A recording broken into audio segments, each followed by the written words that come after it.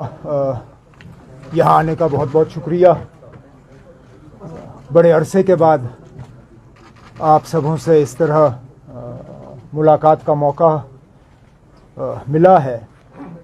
ये इशू ऐसा है कि एक दो ट्वीट या पार्टी दफ्तर से एक स्टेटमेंट से शायद हम पूरी तरह से इस इशू को टच नहीं कर पाएंगे, इसलिए आज ये प्रेस कॉन्फ्रेंस बुलाना हमने मुनासिब समझा।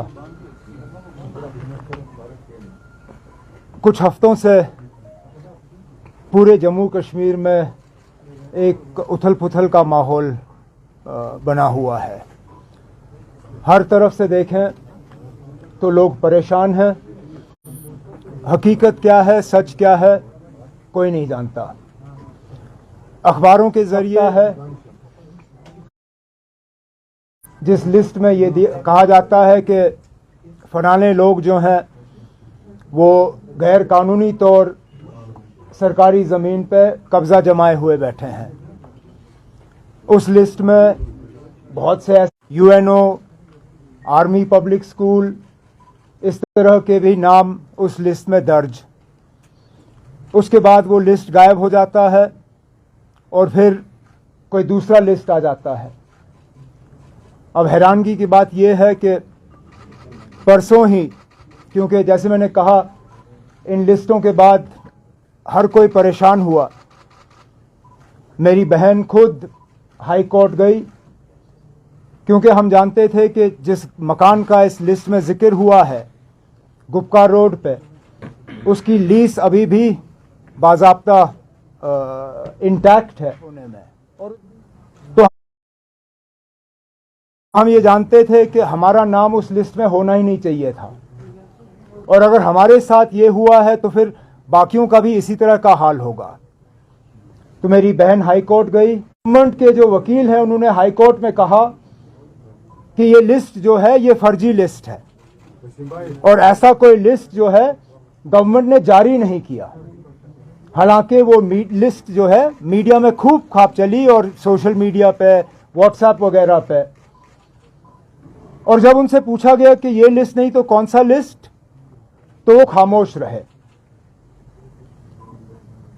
तो इसमें फिर हम मजबूर होते हैं पूछने पे कि पिछले कई दिनों से जो ये बुलडोजर चलाने का सिलसिला चला है, ये किस बुनियाद पे हो रहा है।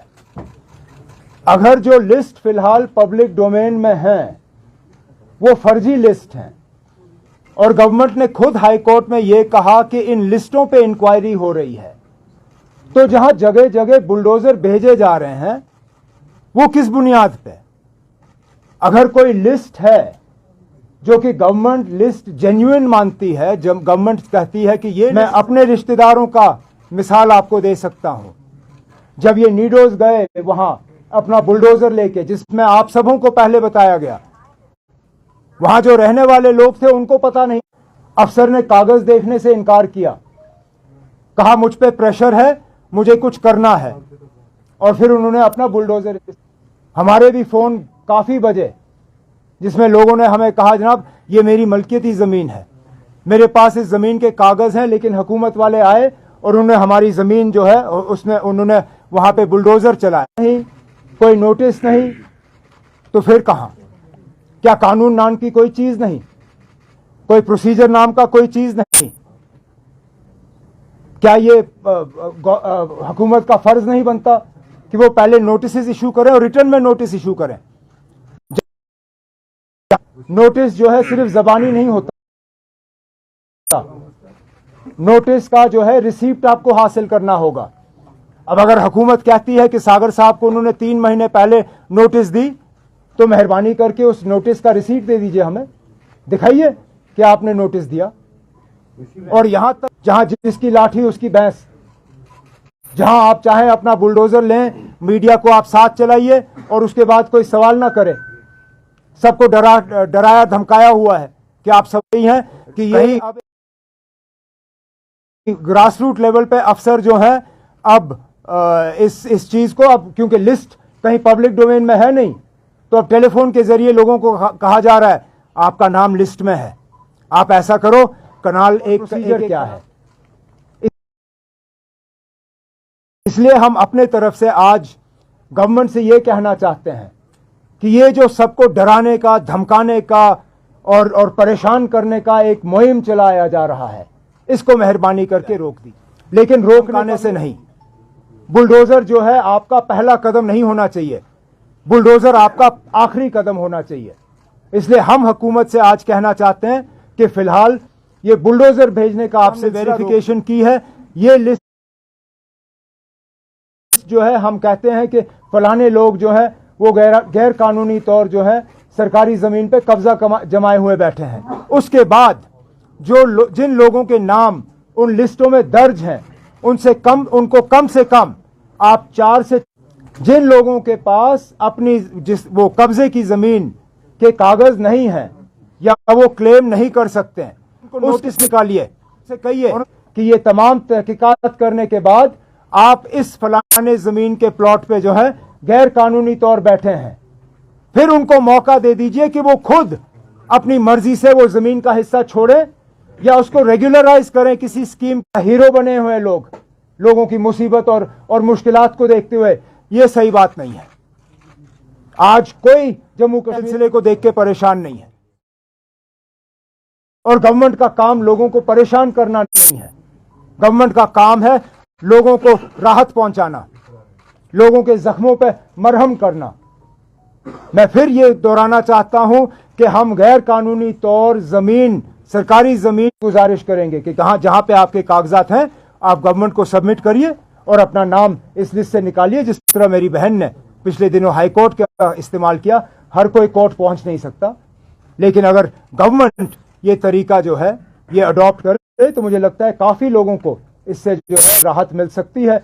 और एक स्कीम जैसी बाकी जगहों पे हमने दिल्ली में भी देखा, जहां पे पूरी कॉलोनियां जो है वो रेगुलराइज की गई हैं।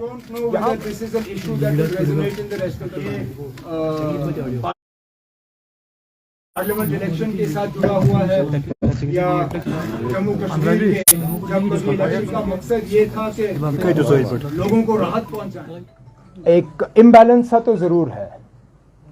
अगर आप देखें जम्मू में किन इलाकों में बुलडोजर भेजे जा रहे हैं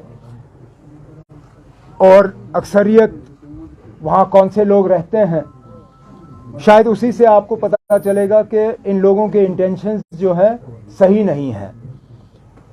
एक कैलकुलेटेड डिजाइन के तहत यहाँ के भाईचारे को और यहाँ की यूनिटी को जो है जख्म पहुंचाने की कोशिश की जा रही है और वो सारा कुछ तो आपके सामने है। हमने जब इससे पहले कभी एलजी से कोई बात करने की कोशिश की तो हमें कोई रिस्पांस वहां से मिला नहीं। ऐसे इंपॉर्टेंट इश्यूज जिनमें कि माइनॉरिटी टारगेटिंग, उस पर भी जब फारूक साहब ने एलजी साहब से गुजारिश की कि मीटिंग बुलाएं और उस पर बात करें, कोई वहां से रिस्पांस नहीं आया। तो जब 1-2 बार दरवाजा खटखटाया जाता है और उसका कोई फायदा नहीं मिलता, तीसरी बार खटखटाने का कोई फायदा नहीं ना, तो हमने सोचा कि सीधा हम प्रेस के जरिए ही ये बात वहां पर ले जाएं। इससे पहले हमने इंतजार किया था कि शायद पार्लियामेंट में अगर कोई कार्रवाई होगी तो हमारे मेंबर पार्लियामेंट जो है पार्लियामेंट में इस इशू को उठाएंगे। इसलिए मैंने 2-4 दिन इंतजार किया ये प्रेस कॉन्फ्रेंस बुलाने से पहले, लेकिन पार्लियामेंट में भी कोई कार्रवाई दिख नहीं रही है। अब कब तक हम पार्लियामेंट का इंतजार करेंगे और कब हमारे मेंबर को वहां मौका मिलेगा और कब वहां पे सुनवाई होगी।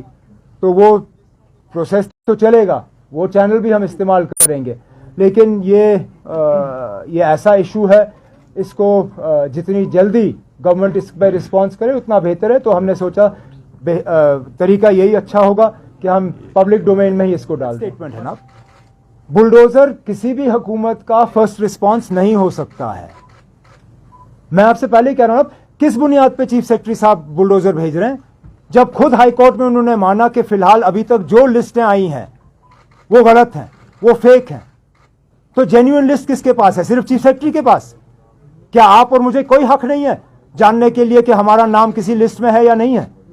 क्या हम सिर्फ उस वक्त का इंतजार करेंगे कब ये हमारा गेट तोड़ेंगे और बुलडोजर लेके अंदर घुसेंगे? क्या आपको नोटिस नहीं मिलना चाहिए? क्या मुझे नोटिस नहीं मिलना चाहिए?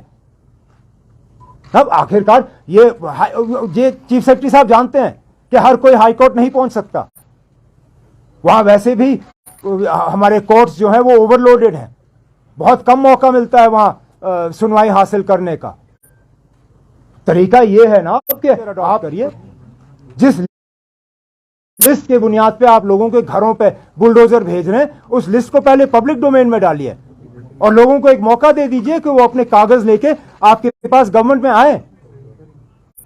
कोई आपसे ये नहीं कह रहे कि आप कभी बुलडोजर मत चलाओ। ऐसे बहुत सारे लोग हैं जिनके पास कागज हैं और जिनको वो कागज सामने पेश करने का मौका नहीं मिल रहा है। जैसे नीडोज में जो हुआ, जब अफसर वहां खड़ा था, आप लोग वहां गवाह थे, वो अफसर के पास जाते रहे कि आप हमारे कागज देखो, कागज देखो, कागज देखो। उन्होंने कहा नहीं, हमें ऊपर से प्रेशर है, हमें कुछ करना है।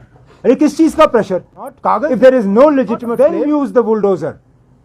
Bulldozer should be a measure of last resort, not the first option. फिल्मों में जो आप मूर्ति देखते हो ना, जिसमें वो तराजू पकड़ के होते हैं, आंखें खुली हैं या बंद?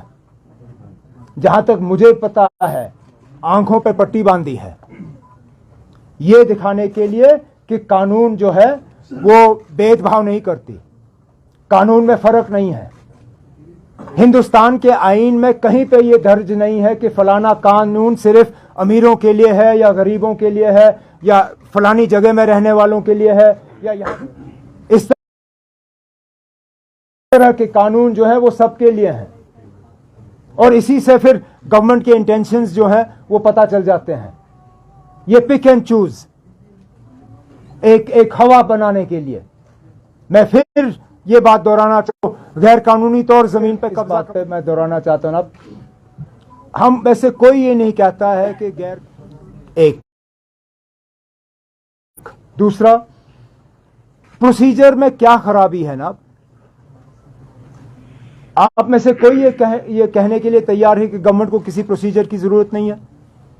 एक ट्रांसपेरेंट प्रोसीजर होना चाहिए। लैंड टू टिलर तो ये लोग वो डोमिसाइल लॉ लाया और बाकी चीजें की, उसका भी एक मकसद था लैंड टू टिलर को कमजोर करने का। ये भी उसमें एक स्टेप हो सकता है।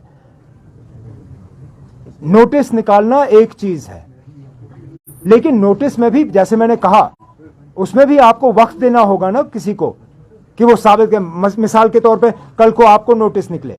ये तो नहीं कह सकते ना कि ये आपका नोटिस है, मैं कल बुलडोजर लेके आ रहा हूं।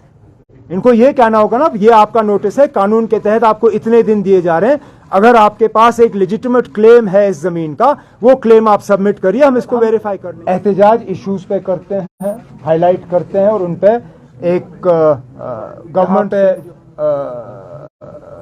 गलत लिस्टें निकली रिक्रूटमेंट की, उस इशू को हाईलाइट किया गया, गवर्नमेंट ने उसको दुरुस्त करने के लिए कदम उठाए। कुछ और ऐसी इश्यूज आए जिसपे हमने आवाज उठाई, गवर्नमेंट ने करेक्टिव स्टेप्स लिए। आज जो इशू हम लेके यहाँ आपके सामने बैठे हैं, इस उम्मीद के साथ कि इस पे भी कुछ करेक्टिव मेजर्स होंगे, नहीं होंगे तो हम अपना अगला कदम जो है वो हम उस पर गौर करके ले लेंगे। जहाँ तक आपने बड़े इशू 5 अगस्त की बात छेड़ी, हमने हमेशा आपसे कहा ना हमारी लड़ाई कौन सी है। हमने कहा it is a constitutional, it is a peaceful, it is a legal and it is a political fight that will continue. आप फार्मर्स की बात हमेशा छेड़ते हो, मुझे बताइए ना, किस पॉलिटिकल पार्टी ने फार्मर का एजिटेशन शुरू किया? किसी पॉलिटिकल पार्टी ने नहीं, वो फार्मर्स ने खुद किया। इट हैड नो, यहां तक के फार्मर्स ने वहां पॉलिटिकल पार्टीज को आने की इजाजत भी नहीं दी। तो आप ये नहीं कह सकते हो ना आपके फार्मर एजिटेशन किसी पॉलिटिकल पार्टी का एजिटेशन था, वो खुद किया। यहाँ के लोग भी जिस दिन चाहे ना वो भी फार्मर्स की तरह एजिटेशन कर सकते हैं और हमें उस एजिटेशन में आने से रोक सकते हैं। कोई उनको इस चीज के लिए so long as the issue is alive in the Supreme Court, I will always be hopeful. In fact, if anything, the delay makes me even more hopeful. I'll tell you why. Because I truly believe that if the government was confident in its defense, it would have pressed the Supreme Court for an early hearing. The fact that the government has such amazing reluctance to get into this discussion in the Supreme Court shows that they at least privately understand that they don't have a leg to stand on. So one day I believe that the delay is indicative of the fact that we have a strong case in the Supreme Court and I'm even more hopeful now than perhaps I was. I'm not sure what issue they took to the Supreme Court. I think they wanted a blanket ban on the stopping of demolitions. I think our next step will depend on how the government responds to what I think are very reasonable suggestions to the government. If there is a positive response, so be it. If there isn't, then yes, we will definitely consider what options we have. ये मैं नहीं मानता हूँ. सुनिए, अगर judiciary को government के इशारों पे नाचना होता तो शायद मेरी बहन के घर के बाहर आज बुलडोजर होता. नहीं. It is a move to divide people. We have seen this with this government. They are desperately trying to divide people, whether on regional basis, on religious basis, on caste basis, on community basis, now on economic basis. This is just one more step in that direction, to try and suggest that they should create a gulf or a wedge between rich and poor, knowing fully well that the law does not offer any such discrimination. What the suggestion or the solution or the steps that we have advocated have no such divisions. They are equal for rich, for poor. They cut across religious lines, they cut across regional lines. And I believe they are the best possible way for the government to address the concerns people have, also while ensuring that blatant misuse or capture of government land is put to a stop. We have always said that major decisions of this nature should always be left to an elected government.